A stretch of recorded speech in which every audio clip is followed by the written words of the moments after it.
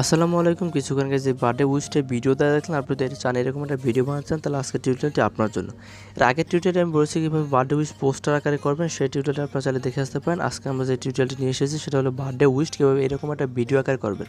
তাহলে চলুন না দেরি না করে ভিডিওটা শুরু করা যাক। ভিডিওতে যে সকল ম্যাটেরিয়ালগুলো ব্যবহার করা আছে সেগুলো ডাউনলোড ডিসক্রিপশন বক্সে দেওয়া আছে, সেখান থেকে আপনারা ডাউনলোড করে নেবেন। আর আপনি যদি আমার চ্যানেলে নতুন সদস্য হয়ে থাকেন, তাহলে অবশ্যই সাবস্ক্রাইব করে পাশে আসা বেল বাটনটি অন করে দেবেন।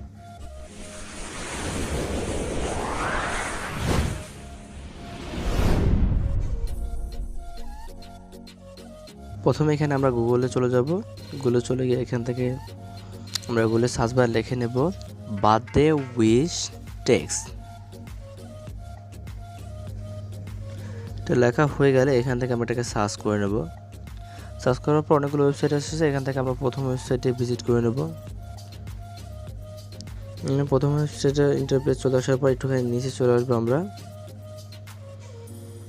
নিচে চলে আসার পর দেখতে পাচ্ছেন বার্থডে উইশ টেক্সট। এখান থেকে আমাদের টেক্সটগুলোকে কপি করে নিতে হবে।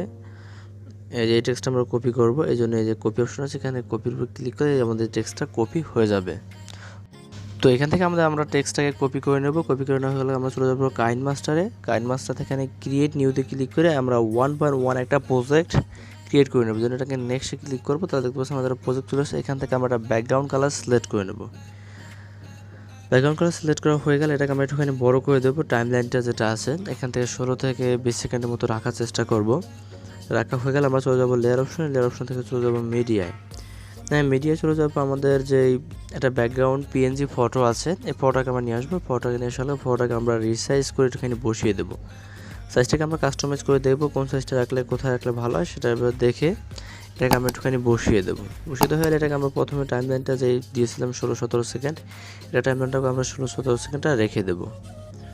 রেখে দেওয়া হলে এটা আমরা প্রথমে চলে আসবো। প্রথমে চলে আসা হয়ে গেলে লেয়ার অপশন থেকে আপলোডে চলে যাবো মিডিয়ায়। মিডিয়া চলে যাওয়ার পর এখান থেকে যে আমাদের একটা ভিডিও আছে, এই যে প্রথম ভিডিওটা দেখতে পাচ্ছেন, এই ভিডিওটাকে আমরা এখানে নিয়ে আসবো। তবে এরকম একটা অপশন চাইলে এখানে আমরা ওকে ক্লিক করে দেবো। তারপর অল্প একটুখানি লোডিং নিতে পারে। লোডিং নেওয়া হয়ে গেলে এটা হয়ে যাবে।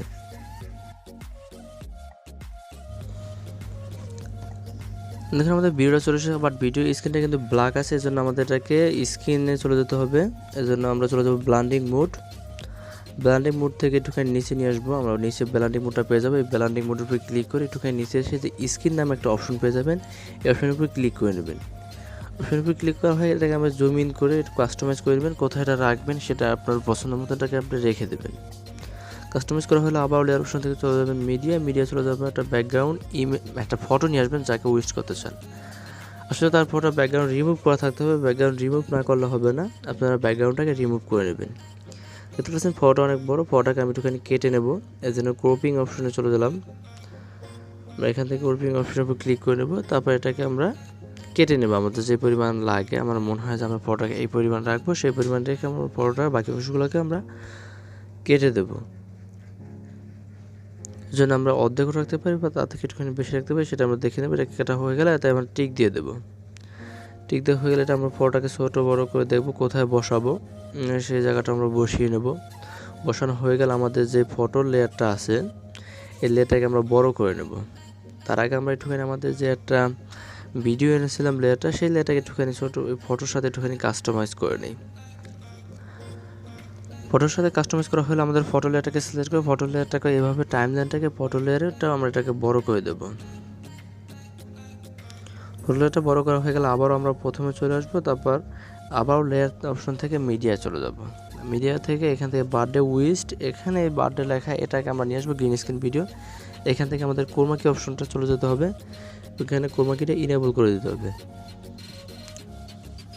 ক্রোমাকি ইনেবল করা হয়ে গেলে এখানে আমরা একটুখানি কাস্টমাইজ করে নেবো আমাদের যে পরিমাণ এটাকে লাগে। গ্রিন স্ক্রিন কালারটাকে আমরা এখানে চুজ করতে পারি, যে কালারটা আমরা এখানে দেওয়া আছে।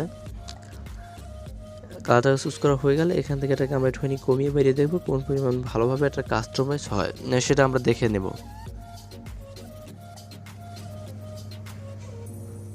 তো আমাদের এটা দেখা হয়ে গেলে আমরা একটুখানি এটাকে টিক দিয়ে দেবো। টিক দেওয়া হয়ে গেলে আমার এই বার্থডে উইশটা ভিডিওটা এটাকে আবারও সিলেক্ট করবো। তারপর একটুখানি নিচে নিয়ে আসবো। নিচে নিয়ে আসা হয়ে গেলে হালকা একটুখানি রোটেট করে দেবো, তাহলে আমাদের এটা অনেকটা সুন্দর দেখাবে।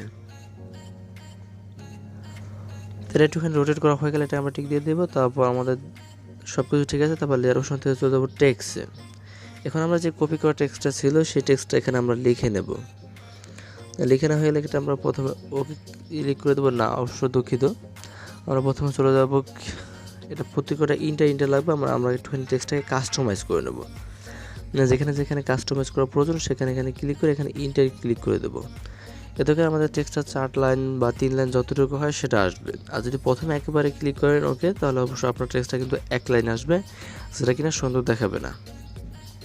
তো এটা করা হয়ে গেলে এটাকে আপনি টিক দিয়ে দেবেন। দেখুন আমাদের এবার কিন্তু টেক্সটটা 4 লাইনে চলে এসেছে। এবার টেক্সটটাকে আপনার নিচে নিয়ে আসবেন।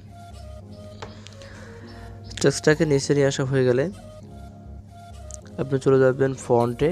এবি অপশনে এই ফন্টটি আছে, এখান থেকে আপনার যে ফন্টটা ভালো লাগে, বাংলা ফন্ট অবশ্যই ব্যবহার করবেন না। আপনি যে ফন্টটা এখানে দিতে চান সেই ফন্ট এখান থেকে একটা ফন্ট দিয়ে দেবেন।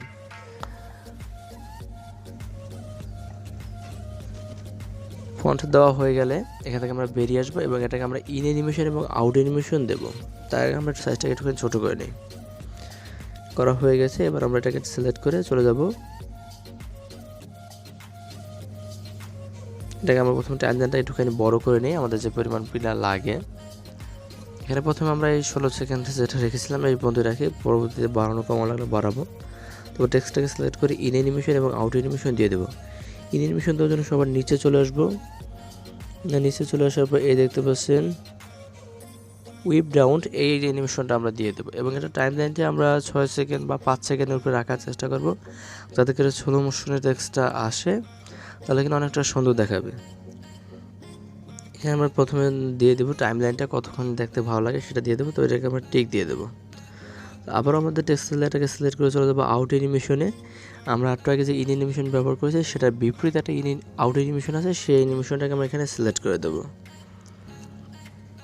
অ্যানিমেশনটা আপনি একটুখানি মধ্যখানে পেয়ে যাবেন, এই দেখতে পাচ্ছেন, এটা না। তো এখানে একটুখানি সিলেক্ট করে নিলাম, এই যে আপ, ওয়াইপ আপ, এটাকে আমরা সিলেক্ট করে দেবো। এবার এটা টাইলে আমরা 5 সেকেন্ডের উপরে রাখার চেষ্টা করে দেবো।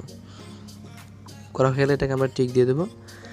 দেখুন আমাদের এখানে বাকি অংশগুলো সবই ঠিক আছে। এখানে কিছু বাড়তি অংশ আছে যেগুলো কিন্তু আমরা কাস্টমাইজ করে নেবো।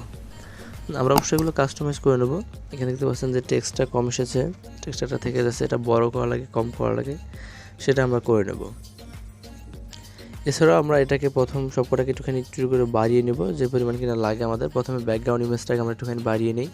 আমাদের যে প্রথম যে একটা ভিডিও এনেছিলাম পিছনে, এটা অনুসারে আমাদের সবকটা ভিডিওকে কেটে নেব। এখান থেকে এটা সিলেক্ট করে সিজার অপশনে গিয়ে বাকি অংশগুলো এভাবে কেটে দেবো। আর যেটা একটু বাড়ানো লাগে এটা সিলেক্ট করে একটুখানি সামনে টান দিলে এটা বেড়ে যাবে। তো এবার আমাদের ব্যাকগ্রাউন্ড ইমেজটাকে আমরা বাড়িয়ে দেবো এবং আমরা যাকে উইস্ট করবো তার ফটোটাকে আমরা একটুখানি বাড়িয়ে দেবো। এবার এটা বাড়ানো হয়ে গেলে আমরা এখান থেকে মিউজিক থেকে এখানে আমরা একটা মিউজিক অ্যাড করতে পারি, বাট আমি মিউজিক অ্যাড করবো না। আমরা একবার দেখে নিই কীরকম হলো। আমরা যেরকম চেয়েছি ঠিক সেরকম এটা হয়েছে। এরকম এটা হয়ে গেলে আমরা উপরে শেয়ার অপশন পেয়েছি, শেয়ার অপশনে ক্লিক করে এখান থেকে আমরা যে কন্টেন্ট রেজুলেশন সিলেক্ট করে সেভ অপশনের উপর ক্লিক করে ভিডিওটাকে সেভ করে দেবো।